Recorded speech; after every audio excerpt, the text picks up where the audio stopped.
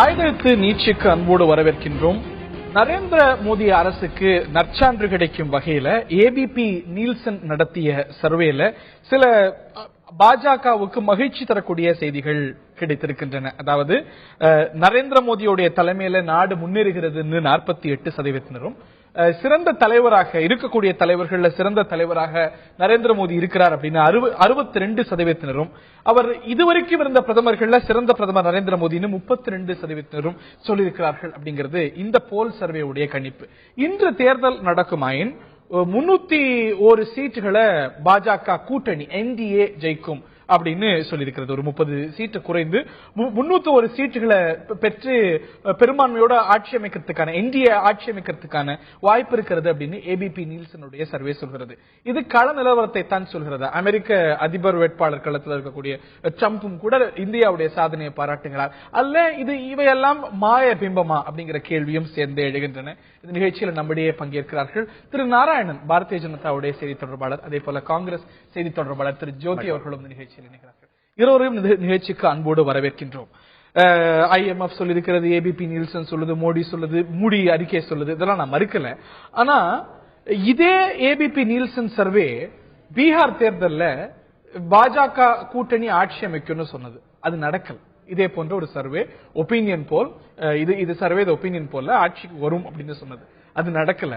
இதை தாண்டி இந்த ஆட்சிக்கு வந்த பிறகு ஒரு ரெஃபரண்டம் போல பொது தளத்துல பார்க்கப்பட்டது. நரேந்திர மோடியே களத்தில் இறங்கியது பீகார் தேர்தல். அதுல என்ன நடந்ததுன்னு உங்களுக்கு தெரியும். டெல்லி தேர்தல் தெரியும். அவைய ரெஃபரண்டமா பார்க்கறதா, மக்கள் மனதா பார்க்கறதா, இத மக்கள் மனதா பார்க்கறதா? அதாவது பீகார் தேர்தலில் பாத்தீங்கன்னா பாரதிய ஜனதா கட்சி தான் அதிக அளவிலான வாக்குகளை பெற்ற ஒரு கட்சியாக, அதாவது நான் சொல்றது percentage single party JDU. It's okay, நான் சீட்டு பத்தியே பேசல. நான் அதிக அளவிலான வாக்குகள். இப்போ இந்த அறிக்கையிலும் பொதுவாகவே இந்த கருத்து கணிப்புகளை நாம் ஏற்கிறோமா இல்லையான்றத இன்றைக்கு உள்ள விவாதம் இந்த கருத்து கணிப்பின் அடிப்படையில் இருக்கு. இதை நான் ஏற்கிறேனா இல்லையாங்கிறது இரண்டாவது விஷயம். ஆனால் இந்த கருத்து கணிப்பின் அடிப்படையில் தேசிய ஜனநாயக கூட்டணியுடைய வாக்கு சதவிகிதம் 43 அதிகரித்துள்ளது. அதே சமயத்தில் காங்கிரசினுடைய, அதாவது யூபிஏனுடைய வாக்கு சதவீதம் குறைந்துள்ளது. காங்கிரசினுடைய வாக்கு சதவீதம் குறைந்துள்ளது. இப்போ இந்த 301 சீட்டு இதெல்லாம் ஒரு பக்கம் வச்சா கூட இன்றைக்கு இருக்கக்கூடிய சூழ்நிலையில, அதாவது காங்கிரஸ் 44 சீட்டு குறையலன்னு சொல்லல, 44 சீட்டுகளை பெற்றிருக்கிறது. 62 சீட்டுகளை பெறதுக்கான வாய்ப்பு இருக்கு காங்கிரஸ். அதாவது முந்தைய டேலியை விட அதிகமான வாக்குகளை பெறக்கூடிய வாய்ப்பு இருக்கு. சீட்டு பத்தி தான் பேசணும்னா சீட்டு பத்தி பேசலாம். சீட்டை பொறுத்தவரையில ஏற்கனவே இதே மாதிரியான நிறுவனங்கள் பிஜேபி மெஜாரிட்டியே வராதுன்னு சொன்னாங்க. ஆனா இன்னைக்கு 301 சீட்டுன்னு சொல்லிருக்காங்கன்னா குறைஞ்சது 400 சீட்டு வரும் கூட நம்ம எடுத்துக்கலாம் இல்லையா? நீங்க கேட்ட ஒரு பீகார் தேர்தல் நீங்க சொன்னீங்க. சென்ற பாராளுமன்ற தேர்தலில் பாரதிய ஜனதா கட்சிக்கு மெஜாரிட்டி கிடைக்காதுன்னு சொன்னாங்க. ஆனாலும் மெஜாரிட்டி கிடைச்சது. அப்படி பார்த்தா இந்த 301 சீட்டுன்றது 400 சீட் ஆகிறதுக்கு வாய்ப்பு இருக்கு.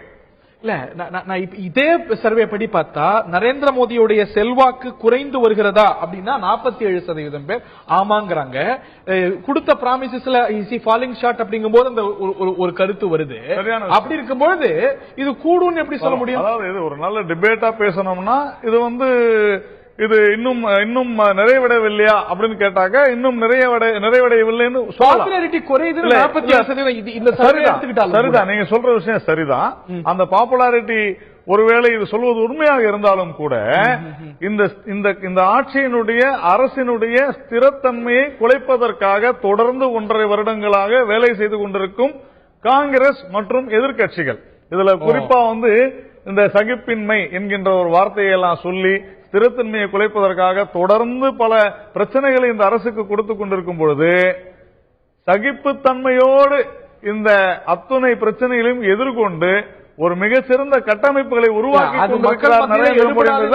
கருத்தா இருந்தது. அதாவது காங்கிரசும் கம்யூனிஸ்டும் இடதுசாரிவாதிகளும் தான் சொல்லிட்டு இருக்கிறதா நீங்க சொன்னீங்க. ஆனா இந்த சர்வே நீங்க அதுல மேனுஃபேக்சர்டு சொல்லிருக்காங்க. அந்த இன்டாலரன்ஸ் சகிப்பின்மை அது விஷயம் வேற கூட விஷயம். அப்புறமா எப்படி வேற விஷயமா இல்ல, அத சொல்லிருக்காங்க, நான் மறுக்கல. பாப்புலாரிட்டி அப்படின்னு பார்க்கும்போது ஒட்டுமொத்தமா அரசு சரிதான். இல்ல அதாவது நான் என்ன சொல்ல வரேன், பாப்புலாரிட்டி 52% சொல்லிருக்கிறாங்க. இருக்கிறதுல அதிக அளவுல விழுக்காடு மக்கள் வந்து நரேந்திர மோடி அவர்களுடைய ஆட்சி நன்றாக இருக்குன்னு சொல்லியிருக்கிறாங்க. இன்னும் அதிகம் வந்திருக்கலாம். ஆனால் விஷயம் என்னன்னா, தொடர்ந்து இந்த அரசு செய்து வரும் திட்டங்களை, கட்டமைப்புகளை பெருக்கக்கூடிய ஒரு விஷயத்திலே நரேந்திர தாமோதரதாஸ் மோடி அவர்கள் தன்னுடைய கவனத்தை செலுத்திக் கொண்டிருக்கிறார். நாங்கள் 60 மாதங்களுக்கு வாக்குகளை கேட்டோம், கொடுத்திருக்கிறார்கள். 1.5 வருடத்திலேயே இவ்வளவு அருமையான ஆதரவை மக்கள் அளித்திருக்கும் போது இன்னும் ஒரு வருஷம் கழிச்சு பாத்தீங்கன்னா இதை விட அதிகமான ஆதரவை நாம் பெறுவோம். நம்ம எதாவது உண்மையான ரெஃபரண்டமா எடுத்துக்க போறோம் அப்படிங்கிற கேள்வி இருக்கிறது. நான் திரு ஜோதி அவர்கள்ட்ட கேட்க வரும்போது, இது இந்த நிறுவனம் கொடுக்கக்கூடிய சர்வே ரிசல்ட் அப்படிங்கறத தாண்டி இந்த அரசுக்கான நற்சான்று பல்வேறு இன்டர்நேஷனல் குவார்டர்ஸ்ல இருந்தும் வந்துட்டு இருக்கு இல்லையா?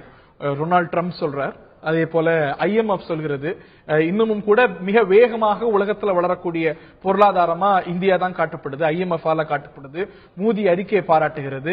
இந்த ஒரு கரப்ஷன் இண்டெக்ஸை பொறுத்த வரைக்கும் இதுவரைக்கும் காணாத அளவுக்கு இந்த ஒரு கரப்ஷன் இந்த கடந்த ஆண்டுல ஒரு ஆண்டுல ஒரு இம்ப்ரூவ்மெண்ட் இருக்கிறதா சர்வதேச அமைப்பு சொல்கிறது.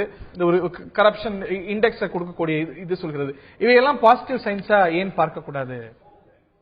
இது வெளிநாடுகள் இன்றைக்கு இந்தியா மீதுன்றது இந்த ஆட்சின்றது இல்ல, இந்தியா மீது அளவு கடந்த ஒரு நம்பிக்கை, இந்தியா மீது இருக்கக்கூடிய உயர்ந்த நம்பிக்கை, அதை வச்சுதான் சொல்றாங்க. இங்க இருக்கக்கூடிய ஆட்சியின் மீது அவங்க நற்சான்றிதழ் கொடுத்ததாக இல்ல. நிறைய இந்த மோடி ரிப்போர்ட் எடுத்து பாத்தீங்கன்னா, மோடி ரிப்போர்ட்ல தான் இன்டாலரன்ஸ் பத்தி எல்லாம் சொன்னதா வந்தது. அதோட முதல் ரிப்போர்ட் எல்லாம் பார்க்கும்போது நரேந்திர மோடி ஆட்சிக்கு வந்த பிறகு இந்த கரப்ஷன் இண்டெக்ஸ் அப்படின்னு பார்க்கும்போது கடந்த ஓராண்டு இவையெல்லாம் இந்த பாஜக அரசு ஆண்டு இந்த ஓராண்டுகள்ல அந்த கரப்ஷன் இண்டெக்ஸ்ல பாத்தீங்கன்னா ஓராண்டுல பெரிய அளவுக்கு குறைந்ததாக, பெரிய அளவுக்கு குறைஞ்சிருக்கு சார். இல்ல பெரிய அளவுக்கு 85 பொசிஷன்ல இருந்து 86 இப்ப 81 பாருங்க. நீங்க பாருங்க. ஒண்ணு. இரண்டாவது 2014 பிஜேபி 38% வாக்குகள், இன்றைக்கும் அதே 38% வாக்குகள்.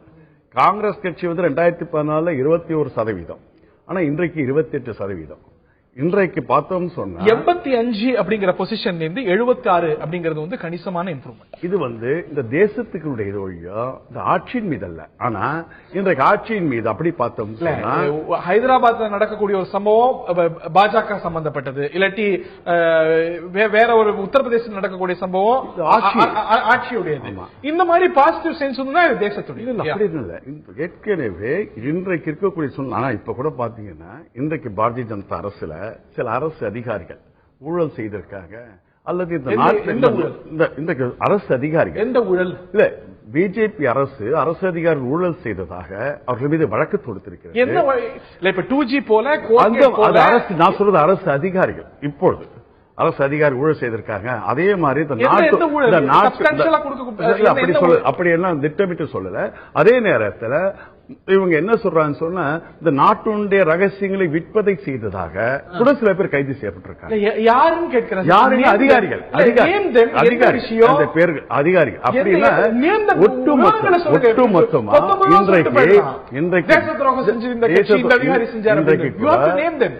இன்றைக்கு கூட நீங்க ஒரு அரசு மீது, இந்த அரசு பொருளாதார துறையிலோ, தொழில் வளர்ச்சியிலோ, வேலை வாய்ப்பிலோ, அல்லது கல்வி மேலாண்மையிலோ, மக்களின் சுகாதாரத்துறையிலோ எந்த விதமான சாதனையும் இந்த அரசு செய்யவில்லை என்பதுதான் உண்மையானது. இன்றைக்கு கூட மோடி அவர்கள் மீது எனக்கு இந்த கருத்து கணிப்பு மீதெல்லாம் ஒரு முழுமையான நம்பிக்கை இல்லை. ஏன் சொன்னா, கருத்து கணிப்பு முழுமையாக நம்பிக்கை கொள்ள வேண்டும் என்று சொன்னால் இந்த அரசு மீது இப்படிப்பட்ட ஒரு மக்கள் தாக்கம் இருப்பதாக சொல்லப்படக்கூடாது. இன்றைக்கு இந்த அரசு உண்மையாகவே 1.5 ஆண்டுகளுக்குள்ளாக கடந்த காலத்தினுடைய இதே போன்ற ஒரு மூடி அறிக்கை, இந்த அரசு சிறப்பா செயல்படுது அப்படின்னா இந்த அறிக்கையெல்லாம் நம்ப மாட்டோம். நீங்க இதே மூடி அப்படிங்கிற நிறுவனம் இங்க இன்டாலரன்ஸ் எல்லாம் பத்தி சொல்லி இது பொருளாதாரத்தில் தாக்கம் ஏற்படுதுன்னா மூடியே சொல்லிடுச்சு. பாத்தீங்களா? சொல்லல, நாங்க இன்டாலரன்ஸ் அவங்க சொல்லல. ஆனா இந்த நாட்டுக்கு வந்த அமெரிக்க அதிபர் ஒபாமா இங்க வரும்போது இங்க வந்து சொன்னது மட்டும் இல்லாம மீண்டும் அமெரிக்கால போயும் ஒரு வாரத்துல 2 முறை சொல்லியிருக்காரு. அதே ஒபாமா நரேந்திர மோடி ஒரு ஹம்பிள் பேக்ரவுண்ட்ல இருந்து வந்து மிகச் சிறப்பா அந்த நாட்டை வழி நடத்துறாரு அப்படின்னா அதை மறுத்துடுவீங்க? இல்ல, நான் மறுக்கவில்லை. ஆனா இத மாதிரி நடந்ததை அமெரிக்க அதிபர் 2 முறை சொல்லியிருக்காருங்க.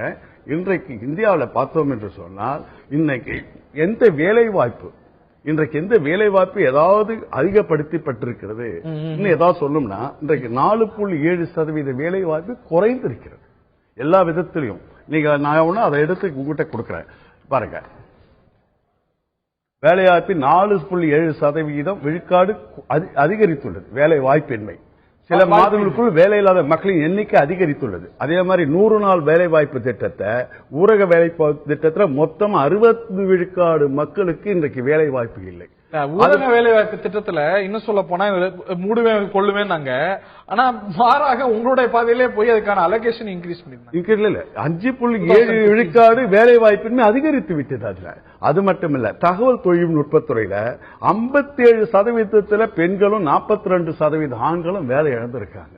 இந்த மாதிரி ஒரு பக்கத்தில் வேலை வாய்ப்பு பறிப்பு, இன்னொரு பக்கத்துல பார்த்தோம்னா அரசு துறை நிறுவனங்களை தனியார் துறைக்கு தாரை வார்ப்பது. உங்களுடைய கொள்கை தான் அது.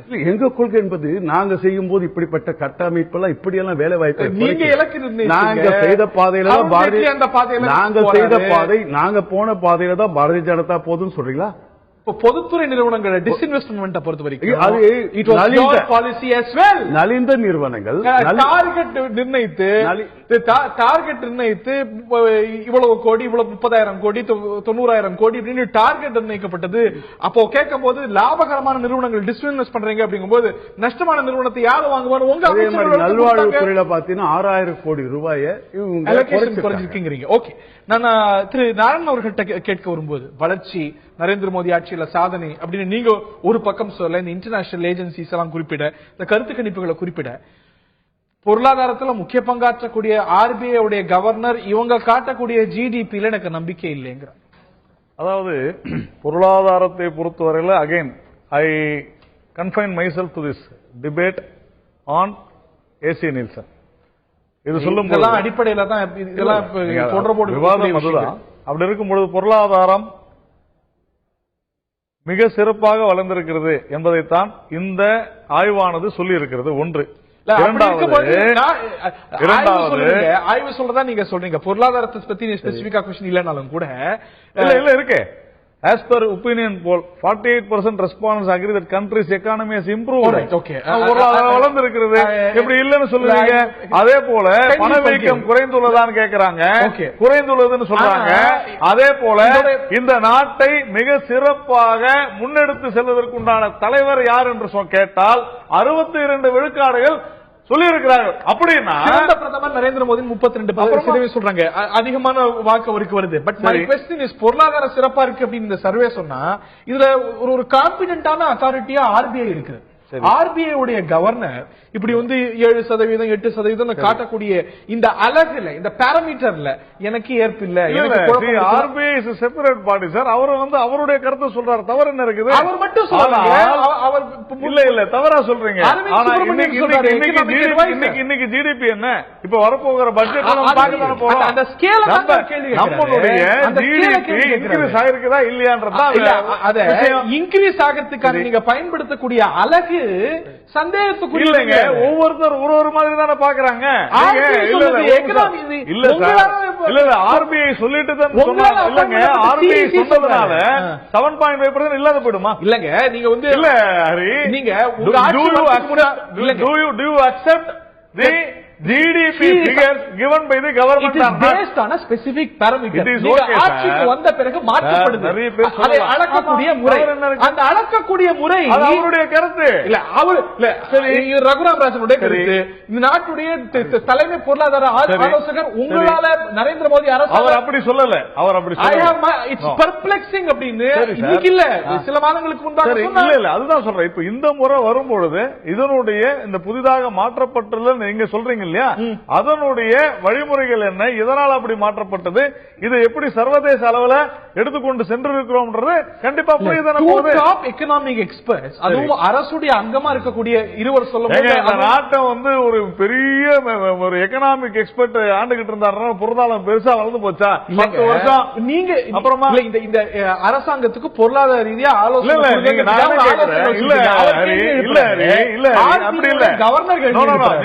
நீங்க என்ன சொல்றீங்கன்னா, நீங்க ரகுராமராஜன் என்ன சொல்றாரோ அதுதான் கேட்கணும் இந்த அரசாங்கம். அவர் மட்டுமே சொல்லல, அப்படி நீங்க 2 பேரும் சொல்றீங்க, நான் ஒரு 100 பேர் சொல்றேன்.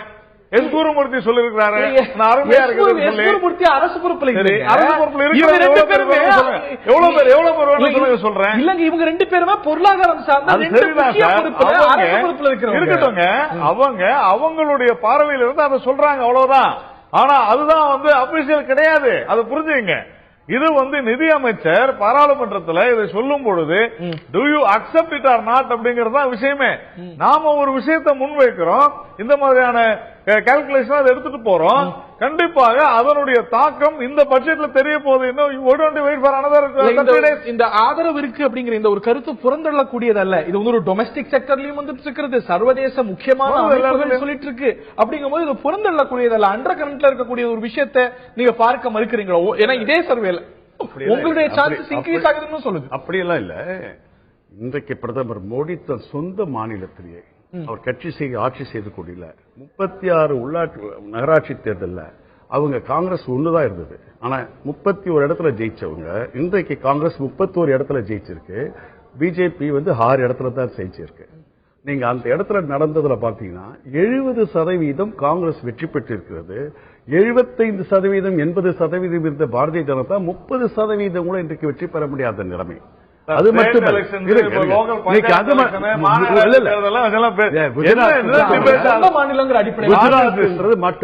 குஜராத்ல இப்ப சட்டசபை இடைத்தேர்தலில் ஜெயிச்சிருக்கிறோம், நாடாளுமன்ற இடைத்தேர்தலையும் நாங்க மத்திய பிரதேசத்தில் ஜெயிச்சிருக்கோம். குஜராத் மட்டுமல்ல, மத்திய பிரதேசமா இருக்கட்டும், குஜராத்தா இருக்கட்டும்,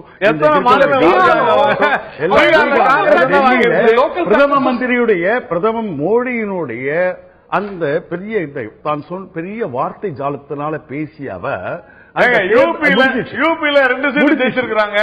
அப்ப காங்கிரஸ் வந்து யூபில காலியா எடுத்து க்ளோஸ் பண்ணிட்டு போயிட்டாங்கன்னு சொல்லலாமா? என்ன சொல்ல அப்படி இல்ல, காங்கிரஸ் விட்டுருங்க. இப்ப நீங்க பீகார்ல என்னாச்சு? அவையெல்லாம் ஒரு ரெஃபரண்டமா பீகார்ல I am telling you we have one.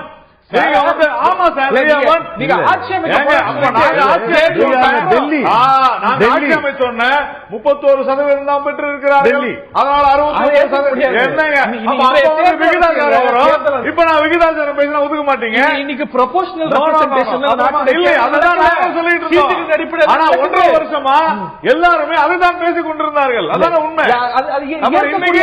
வெறும் 14 அழகல்ல, அது ஏற்கக்கூடிய அழகல்ல. பண்ணுங்க. குஜராத் மட்டுமல்ல, நீங்க எங்க ராஜஸ்தானா இருக்கட்டும், மத்திய பிரதேசா இருக்கட்டும், இன்றைக்கு எல்லா இடத்திலுமே இவங்க சொல்றாங்க ஊழல் கொண்ட ஆட்சி காங்கிரஸ் சொன்னாங்க. ஆனா இன்றைக்கு இதுவரைக்கும் எந்த ஊழலையும் இவங்களால் நிரூபிக்க முடியவில்லை.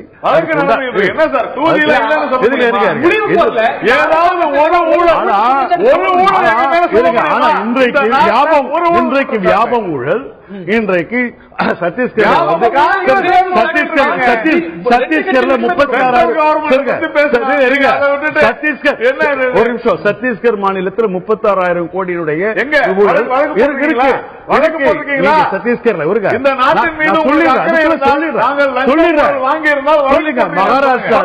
மகாராஷ்டிரால கல்வித்துறையில ஊழல், இன்று ஊழல் வியாபாரத்தில் நடந்த ஊழல்ல கிட்டத்தட்ட 50 பேருக்கு மேல இறந்திருக்காங்க மர்மமான முறையில். மாதிரி இத மாதிரி நீங்க இன்றைக்கு கூட பாத்தீங்கன்னா லலித் மோடி விவகாரம் என்னாச்சு? நீங்க ஏதாவது இன்றைக்கு இருக்கக்கூடிய வெளியுறவுத்துறை அமைச்சரோ அல்லது அந்த மாநில முதலமைச்சரோ இதுவரைக்கும் அதுல நடந்த தவறுகளை பிரதமர் மோடி அவர்கள் கண்டிச்சாரா?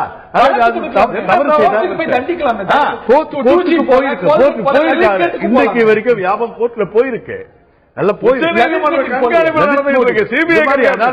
இது தவறுகள் இன்றைக்கு கூட இன்றைக்கு தகவல் அறியும் உரிமை சட்டத்துல பிரதம மந்திரிட்ட இருக்கக்கூடிய அந்த இதுல பல்லாயிரக்கணக்கான மனுக்கள் வந்திருக்கு. அந்த மனுக்களை கிட்டத்தட்ட 6 மாத காலம் ஒரு வருடமாக அது போடாதனால நிலுவையில் இருக்கு. 38,000 மனுக்கள் நிலுவையில் இருக்கு. அந்த மனுக்கள் மட்டும் இருந்தா இன்றைக்கு ஆட்சியில் இருக்கக்கூடிய பல குறைகள் பல இது வெளியே வந்திருக்கும். நேதாஜி போன்ற ஒரு விஷயங்கள்ல தகவல் அறியும் உரிமை சட்டத்துல வெளிவராத பல விஷயங்களும் வந்திருக்குங்கிறத பார்க்கணும். இறுதியான கருத்து, அதாவது கடந்த 1.5 வருடங்களாக இந்த அரசினுடைய ஸ்திரத்தன்மையை குலைப்பதற்காக திட்டமிட்ட ரீதியிலே மதவாத பிரச்சனைகளை எழுப்பி சாதிய பிரச்சனைகளை எழுப்பி இந்த நாட்டை கொண்டாட முயற்சி கொண்டிருக்கிறது காங்கிரஸ் எதிர்கட்சிகளும். அதுதான் இல்ல, எல்லாமே எதிர்வினை கிடையாது. ஏன் நான் ஒரே சிம்பிளா ஒரு கேள்விங்க, ஹைதராபாத்துக்கு சென்ற ராகுல் ஏன் கள்ளக்குறிச்சிக்கு போகல, அதிராமப்பட்டினத்துக்கு போகல? ரொம்ப சிம்பிள். சாதிய பிரச்சனையை உருவாக்குவது காங்கிரஸ் தான். அமித்ஷா ஹைதராபாத்துக்கு போனாரா? என்ன பேசுறீங்க? இது ஸ்டேட் சம்பந்தமான ஒரு விஷயம். நீங்க அதை ஒரு நேஷனல் லெவல்ல பிரச்சனை ஏன் கிளப்பணும்? நேற்று அதிராமப்பட்டத்துக்கு ஏன் போகல, கள்ளக்குறிச்சிக்கு ஏன் போகல, காங்கிரஸ் ஏன் போகல? காரணம் என்னவென்றால் வேண்டுமென்றே திட்டமிட்ட ரீதியில சாதி பிரச்சனையை கிளப்பி மதவாத பிரச்சனையை துண்டாடுகிறது. இன்றைக்கு பாகிஸ்தான் தீவிரவாதிகள் பிரச்சனையில பிரதம மந்திரி தடாலடியாக பாகிஸ்தான் சென்றாரு. அன்றைக்கு வெளியுறவுத்துறை அமைச்சர் வெளியுறவுத்துறை அதிகாரிகள் பேசுவாங்கன்னு சொன்னாங்க. ஏற்கனவே பேசக்கூடியதை நிறுத்தினவர் மீண்டும் இவராக போய் அவர் வாழ்த்து தெரிவித்தார். இன்றைக்கு 6 பேர் ஒண்டி கூட்டி 6 பேருக்கு 7 பேர் இறந்திருக்காங்க. இந்திய பெரிய இந்த தருணத்தை நிறைவு செய்தாக வேண்டும். இதை முடிவு செய்ய வேண்டிய இடத்துல மக்கள் தான் இருக்கிறார்கள். இன்னும் முக்கியமான பல மாநிலங்கள்ல, தமிழகம் உள்ளிட்ட மாநிலங்கள்ல தேர்தல் வருகிறது. அதை தொடர்ந்து யூபி உள்ளிட்ட பெரிய மாநிலங்களிலும் இன்னும் வட மாநிலங்களிலும் தேர்தல் வர இருக்கிறது. ஆக இவையெல்லாம் உண்மையிலேயே இந்த கருத்து கணிப்பு சொல்வது போல, இந்த சர்வே சொல்வது போல பாப்புலாரிட்டி இன்க்ரீஸ் ஆயிருக்கிறதா, தொடர்ந்து சரிந்து வருகிறது. இன்டாக்டா இந்த தருணத்தில் இருந்தாலும் அபவ் ஆவரேஜ் மக்கள் நரேந்திர மோடி அரசுக்கு மார்க் இந்த சர்வே படி கொடுத்திருந்தாலும் கூட இந்த ஒரு வாக்கு சதவீதம் அவருடைய பாப்புலாரிட்டி சற்றே சரிந்து வருகிறது அப்படிங்கிறதும் இந்த சர்வேல தெரியக்கூடிய விஷயம். இது சரிய போகிறதா இல்ல அந்த சரிவு சரி செய்யப்பட்டு இது மேம்பட போகிறதா, இன்னும் வரக்கூடிய காலங்களில் நாம் பொறுத்திருந்து பார்க்க வேண்டும். இந்த நிகழ்ச்சியில் பங்கு பெற்ற விருந்தினர்கள் இருவருக்கும் பார்த்த நேர்களுக்கும் நன்றி.